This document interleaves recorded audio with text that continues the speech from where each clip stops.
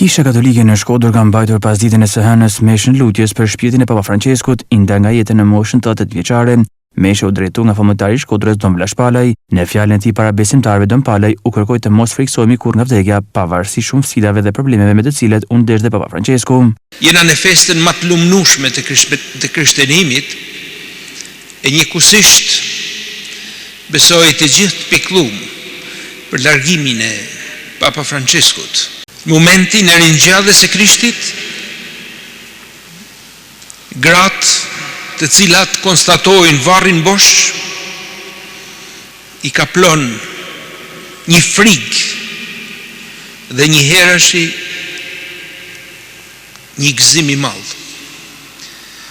Njëkohësisht frikë dhe gëzim. Si më thanë, vdekje dhe jetë duhet të meditojmë, të kundrojmë, të lutemi edhe për shpirtin e Papa Franceskut, edhe nëse çdo gjë e shohim me ato sytë e Krishtit, do të vrejmë se vdekja e tij nuk është diçka që mundet me pikëllu jetën njerëzore, por në Zotin gjejmë arsye të mjaftueshme për me falëndëru atë për çdo gjë të veçantë që përmushin e jetën e Papa Franceskut, sepse në fundit jeta e tij nuk është gjë tjetër.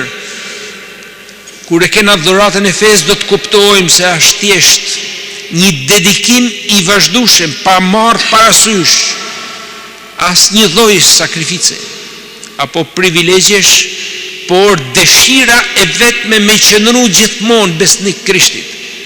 Sepse, si që thash në fillim të këtij kremtimi të shejt, Krishti ishte ai objektivi i shikimit të tij, qëllimi i jetës së tij.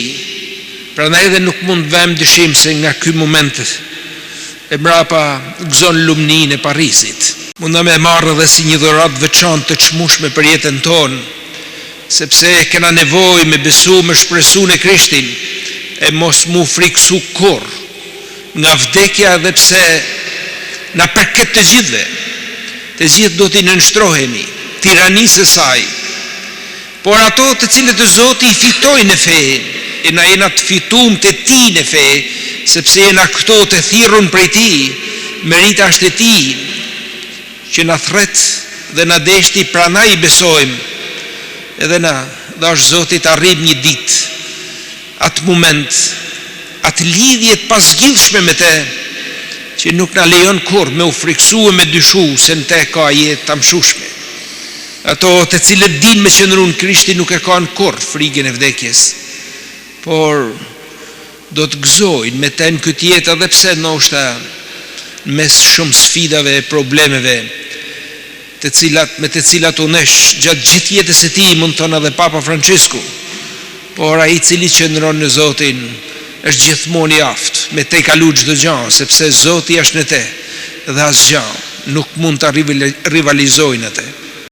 Ndar nga jeta Papa Franceskut vjen vetëm një ditë pas fesë së Pashkëve, ditës së ringjalljes së Krishtit.